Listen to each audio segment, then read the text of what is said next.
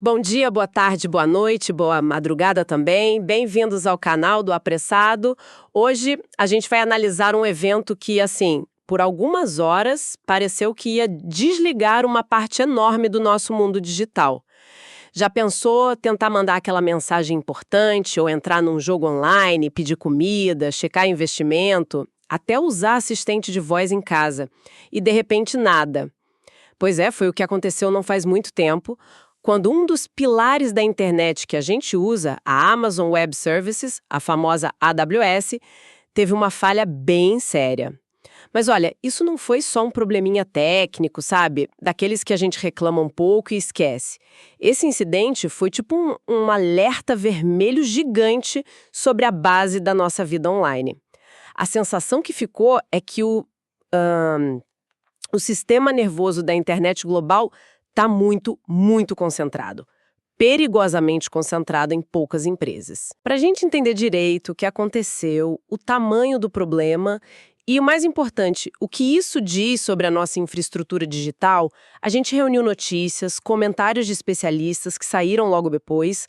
Nossa missão aqui é investigar essa rede de dependência, sabe? E os riscos disso tudo. Então, vamos lá. Pelo começo.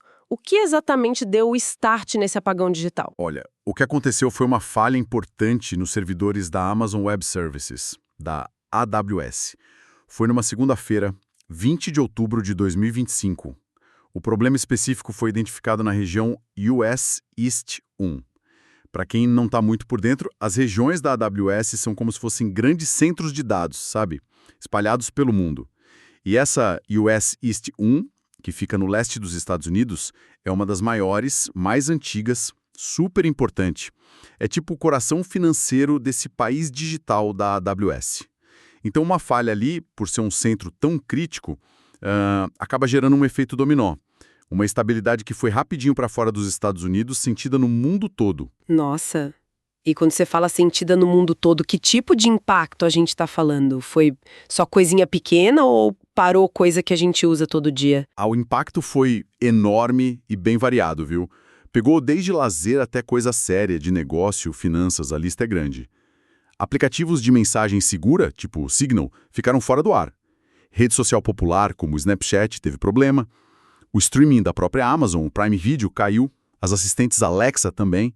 E no mundo dos games, então, gigantes como o Fortnite, Roblox, que precisam demais de servidor rápido, né? Ficaram impossíveis de jogar para muita gente. Caramba! Isso já é motivo para muita gente ficar brava, né? Mas imagino que foi além disso. Com certeza. Ferramenta que a gente usa para trabalhar, tipo Zoom, Canva, também ficaram instáveis. App para aprender língua, tipo Duolingo, foi afetado. E bateu forte no setor financeiro também, olha só. Corretora de criptomoeda como a Coinbase, app de investimento Robinhood, eles tiveram problemas sérios de operação. Até loja física tipo Starbucks, que usa sistema na nuvem para funcionar, sentiu o problema.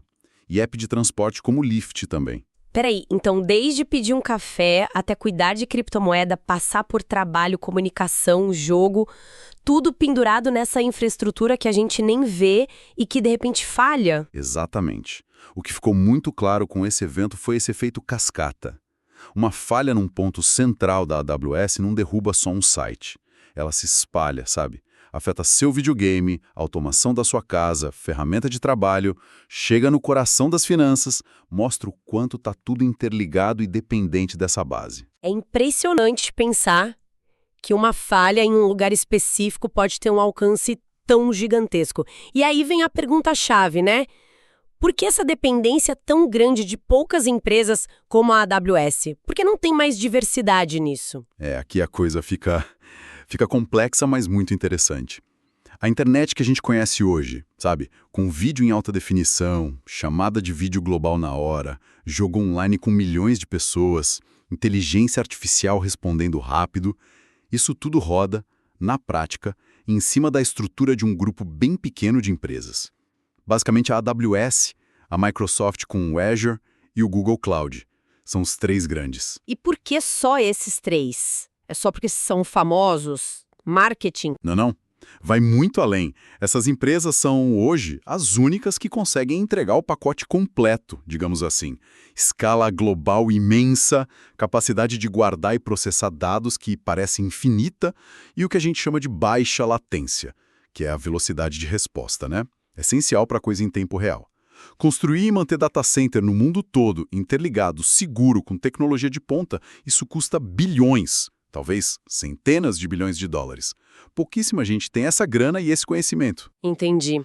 Então, quando uma empresa como o Signal usa a AWS, não é só por ser mais fácil, talvez seja por falta de opção real. Lembro que a presidente do Signal, a Meredith Whittaker, falou disso depois da falha, né? Respondendo umas críticas. Exato. O argumento dela foi bem direto. Ela disse que a questão não era o Signal querer usar a AWS, mas que, para operar um serviço que tem milhões de chamadas de áudio e vídeo criptografadas ao mesmo tempo, no mundo todo, simplesmente não existe alternativa viável fora desses gigantes da nuvem. Tentar montar isso sozinho seria um desafio financeiro, técnico, assim, absurdo para a maioria das empresas, mesmo as que dão lucro. E quanto custaria?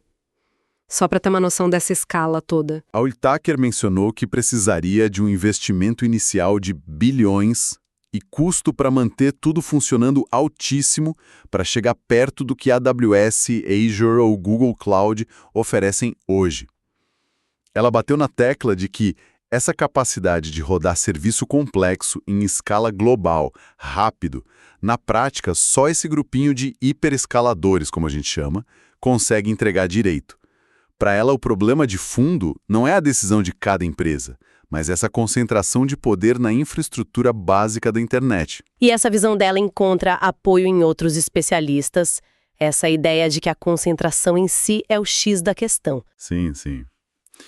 É uma visão bem comum entre os analistas. O Rafael Farinazzo, da PM3, por exemplo, fez uma análise interessante sobre isso. Ele admitiu que ter um jogador tão forte como a AWS ajuda a baixar o custo do serviço de nuvem para muita gente. Aquela coisa da economia de escala, né? O cliente se beneficia. Só que ele pondera, essa mesma concentração cria uma fragilidade no sistema todo. É como construir, sei lá, uma cidade inteira em cima de uma única placa tectônica instável. Quando treme, o estrago é geral. E o que causa essas falhas, mesmo com tanta tecnologia? Não deveriam ser a prova de tudo? Pois é. O Gustavo Torrente, da Alure FIAP, ele reforça um ponto importante. Mesmo com tecnologia de ponta, redundância, gente super qualificada, a gente está falando de sistemas de uma complexidade que é difícil até de imaginar. São milhões de servidores, quilômetros de cabo, software atualizando o tempo todo. Nesse cenário, falha pode acontecer por um monte de motivo. Um erro humano numa atualização, um bug que ninguém viu, uma sobrecarga que não era esperada, problema na rede física, até coisa externa. A complexidade desses sistemas gigantes tornam eles vulneráveis, por mais que se invista para evitar. Pessoal, se estiverem gostando, por favor, compartilhem o canal e deem um like, ajuda muito. E essa preocupação com a vulnerabilidade por causa da concentração, olha, não é de agora não.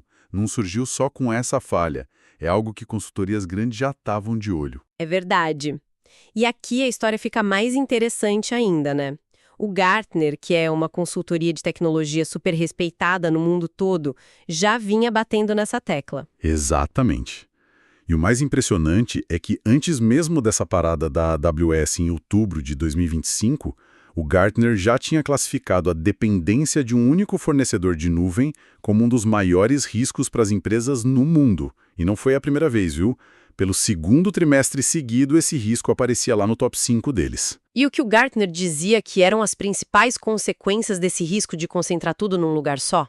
Eles apontaram 3 coisas principais. Primeiro, o que eles chamaram de amplo raio de explosão. A lógica é simples, né? Quanto mais coisa importante da sua empresa está rodando num único provedor, maior o estrago se ele falhar, a empresa para. Imagina usar a mesma nuvem para o site, vendas, comunicação interna, logística. Cai um, cai tudo junto. Faz todo sentido.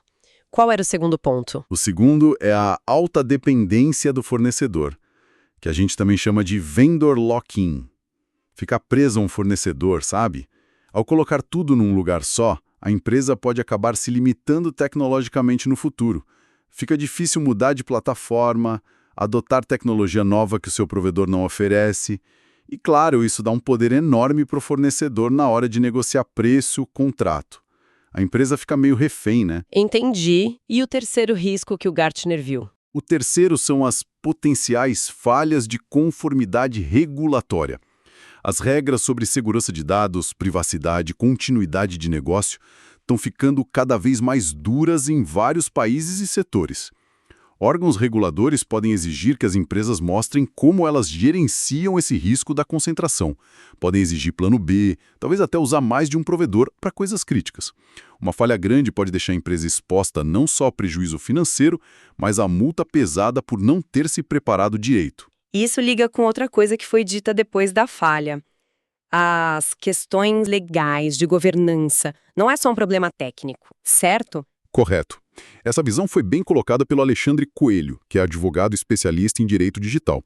Ele disse que incidentes como esse são mais que falha técnica, são um verdadeiro estresse de governança, tanto para as empresas que o usam, quanto para o próprio provedor. Estresse de governança, o que isso quer dizer na prática?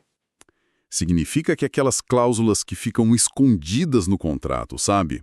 As letrinhas miúdas, sobre nível de serviço, os SLAs, que garantem quanto tempo o serviço fica no ar.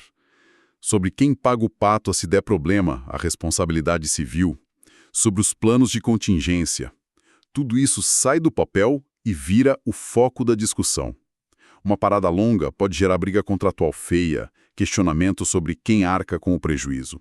E a proteção de dados entra nisso também? Como? Sim, diretamente. O Coelho destacou que, dependendo do tamanho do problema, a interrupção pode ser vista como um incidente de segurança de dados. Por quê? Porque afeta um dos 3 pilares da segurança da informação: a disponibilidade. A gente sempre fala do tripé: confidencialidade, segredo, integridade, não alterar, e disponibilidade, acesso. Se você não consegue acessar o dado ou serviço, a disponibilidade foi para o espaço. E qual a consequência legal disso? Se a indisponibilidade for séria, pode ser que a empresa precise avisar a ANPD, a nossa Autoridade Nacional de Proteção de Dados, que cuida da LGPD aqui no Brasil, e avisar os usuários também. Isso pode levar a investigação, multa, fora o estrago na imagem da empresa. O Coelho resumiu bem. Ele disse algo como: quanto mais digital a economia, mais jurídico é cada minuto fora do ar.